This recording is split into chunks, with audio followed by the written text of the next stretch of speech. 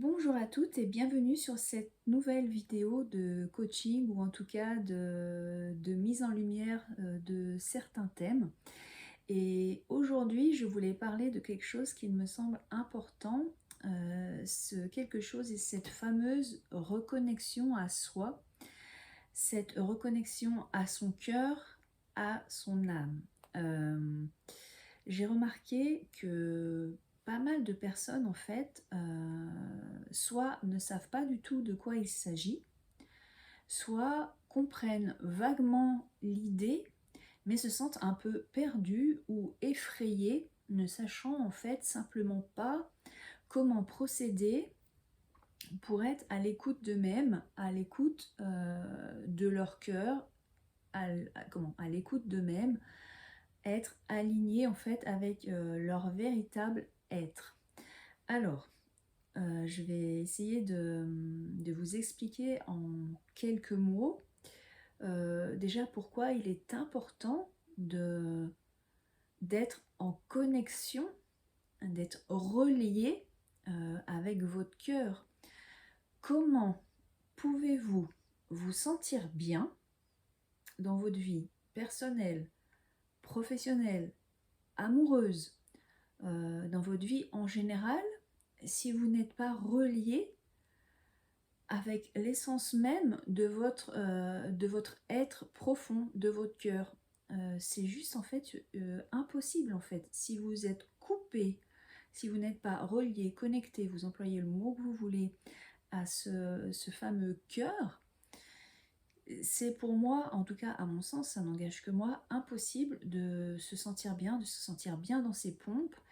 Et il va même en fait se passer un mécanisme, si j'ose dire, pas suicidaire, mais un mécanisme néfaste pour vous, c'est-à-dire qu'en fait vous allez aller chercher, au lieu de vous connecter à votre cœur, à votre essence même, vous allez aller projeter sur l'autre, vous allez aller chercher sur l'autre ou dans des situations extérieures quelque chose pour combler un vide, un manque à l'intérieur de vous. Alors, comment faire pour se connecter justement à ce que l'on est véritablement, à notre profondeur d'âme, à notre cœur? À mon sens, il n'y a pas 36 solutions. Il faut déjà comprendre qu'on est construit, j'en reviens toujours à ça, sur un voile d'illusion. C'est-à-dire on est construit sur des croyances, sur des schémas qui ne sont pas forcément les nôtres. On est construit sur un vécu, sur un émotionnel qui a engendré des réactions qui sont venues se loger à l'intérieur de nous. Tout ça, c'est venu se mettre, ça a fait un méli-mélo de données, de sensations, de réactions, de croyances. Et au milieu de tout ça, où j'ai envie de dire, derrière tout ça, il y a quelqu'un. Et ce quelqu'un, c'est vous. Ce quelqu'un, s'il ne prend pas lui-même l'initiative de faire un peu une pause pour aller observer, pour aller démêler cette énorme pelote de laine, pour aller défaire tous ces nœuds, pour aller enlever ces couches, ces voiles de croyances, d'illusions, et aller voir qu'est-ce qu'il y a derrière tout ça pour justement aller se connecter à son cœur. Personne ne le fera à votre place. Pour beaucoup d'entre nous, on l'a tous fait, on a été chercher à l'extérieur. Oh, je me sens pas bien, eh bien allez, je vais aller me mettre dans une relation amoureuse. Et puis je vais aller chercher dans cette relation amoureuse, allez, je vais partir un peu au hasard, euh, de la reconnaissance, de l'amour, de l'affection, de la bienveillance, etc. Et puis je vais aller aussi dans ce travail, je vais aller faire ce travail parce que dans ma famille on disait que c'était bien, et puis avec ce travail je vais gagner de l'argent, et puis je vais avoir une place importante parce que si j'ai une place importante, j'aurai de la valeur. Voilà, on a tous des croyances un peu comme ça, et on peut avoir tendance à aller chercher à l'extérieur euh, tout, tout ce qui nous semble nous manquer à l'intérieur. Et on fait déjà une erreur fondamentale, c'est de croire qu'on est vide à l'intérieur, qu'on est incomplet, et on va aller chercher à l'extérieur au lieu de recentrer et venir chercher à l'intérieur. Donc la première chose à faire, c'est prendre déjà conscience que tout est en nous, à l'intérieur de nous. Et ça, c'est valable pour tout le monde. Comment entrer en connexion avec son cœur? Je l'ai dit en début de vidéo, il n'y a pas 36 solutions. Si vous êtes toujours en mouvement, toujours en action, c'est sûr que vous ne pourrez pas vous connecter à votre cœur. Vous serez coupé du cœur. Il faut vraiment apprendre à lever le pied, à se poser et voilà, méditer ou simplement en fait ne penser à rien, laissez venir ce qui... faites une demande en fait, alors moi je l'appelle l'univers, mais en gros, voilà, ne cherchez rien, laissez un temps de repos et accueillez ce qui va émaner. C'est dans le silence que des choses vont émaner à l'intérieur de vous. Alors effectivement, ça peut peut-être faire peur au début, parce que les choses qui vont émaner ne seront pas forcément très agréables.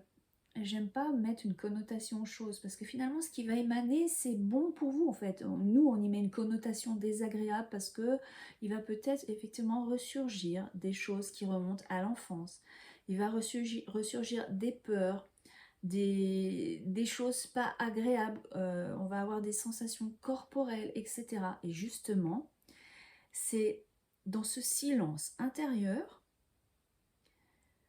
qu'il va falloir en fait simplement accueillir, vous observer ce qui remonte à la surface, sans juger, et vous accueillez. Ensuite, l'idée n'est pas de chasser tout ce qui est désagréable, ce serait contre-productif. Il faut vraiment être dans l'accueil et en tant qu'adulte, se dire, ok, par exemple, j'ai une tristesse qui va remonter. Qu'est-ce que je fais de cette tristesse? Eh bien, je l'accueille, je ne suis pas dans l'analyse. Je laisse remonter les choses naturellement. Le but, enfin voilà, la clé, c'est de laisser les choses se faire naturellement. Vous-même saurez pourquoi cette tristesse va remonter, ou peut-être cette colère va remonter, ou peut-être cette peur, ou pourquoi d'un coup vous allez sentir une vague là émotionnelle, vous allez vous revoir, je sais pas, enfant avec... en train d'être, je sais pas, secoué par telle réaction qui a engendré derrière un manque ou un sentiment, je sais pas, d'infériorité. Voilà, il y a tout un tas de choses et ça, c'est seulement dans le silence, dans la pause et dans l'accueil que vous allez pouvoir entendre ce que votre moi profond a envie de vous dire.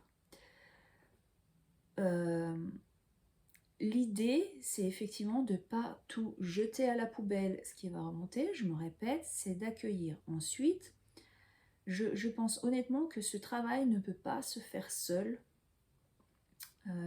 Quand on se sent vraiment incomplet, quand on sent qu'on a une multitude de blessures, une multitude de peurs, une multitude de fausses croyances, on peut vraiment se sentir submergé et une aide extérieure est pour moi une des solutions pour déjà mettre en lumière et surtout trouver une manière en fait de dépasser certains blocages, de soigner certaines blessures d'âme. Alors je vais quand même vous donner un conseil pour ceux qui sont déjà sur leur chemin d'évolution personnelle, à qui les choses dont je vais parler vont résonner en eux.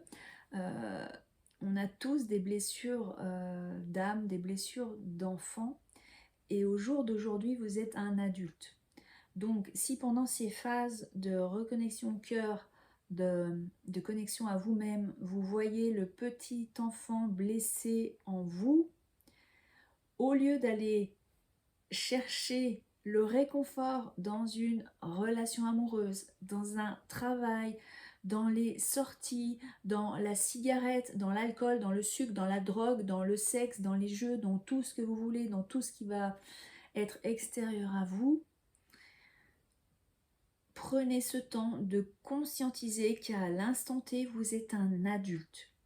Observez ce petit enfant intérieur qui pleure, qui a mal, qui a besoin d'être rassuré, qui appelle à l'aide. Et vous êtes finalement votre meilleur ami, votre meilleur thérapeute, votre meilleur parent pour aller rassurer, cajoler, réconforter cet enfant intérieur qui a tant souffert à l'époque et qui cherche depuis tant d'années à l'extérieur cette fameuse, ce fameux réconfort, cette fameuse complétude. Vous avez tous en vous les capacités nécessaires pour rassurer votre enfant intérieur. Si vous n'arrivez pas à le faire seul, faites-vous accompagner par des personnes capables de vous amener sur ce chemin. Mais j'ai envie de dire, personne d'extérieur à vous, aucune situation extérieure à vous. Vous pouvez changer le décor sans arrêt. Si à l'intérieur, vous n'êtes pas connecté au cœur, que vous ne réconfortez pas cet enfant intérieur, si vous ne prenez pas le temps, encore une fois, de faire ce travail d'introspection, et je me répète, de connexion au cœur, d'écoute de vous-même, de vos propres besoins, vous serez en fait comme un hamster dans une roue. Éternellement, vous allez tourner, tourner, tourner. Le décor va changer sans cesse, et ce vide intérieur, cette non-connexion au cœur sera toujours là. Et votre mal-être s'exprimera d'une manière ou d'une autre. Voilà, donc si cette vidéo vous parle, merci de la liker, de la partager, et surtout si vous sentez que vous êtes bloqué dans des schémas répétitifs, qu'il y a des choses justement remontant à l'enfance, on n'est pas là pour faire de l'analyse, mais pour mettre en lumière un schéma répétitif, un blocage. Pourquoi on va être toujours dans ce sentiment de vide, de non-complétude. Tout ça, ça se travaille. Mais encore une fois, cette démarche, elle doit venir de vous et elle doit se faire en résonance avec ce qui émane vraiment à l'intérieur de votre cœur. Donc si vous sentez que vous avez besoin d'aide, je reste volontiers à votre disposition. Vous pouvez donc prendre rendez-vous au 06 84 43 65 60 ou via Messenger. Donc comment je fonctionne, je mets de différents outils dont l'hypnose, le coaching, le lien au corps puisque tout est lié. Et je m'aide également de mes outils énergétiques puisque je suis également énergéticienne dans l'âme. Voilà, donc c'est ma façon de travailler. Si vous avez des questions, je reste à votre disposition et je reçois du lundi au vendredi sur la commune de Bon-en-Chablais. Voilà, je vous remercie de m'avoir écouté et je vous souhaite une belle journée.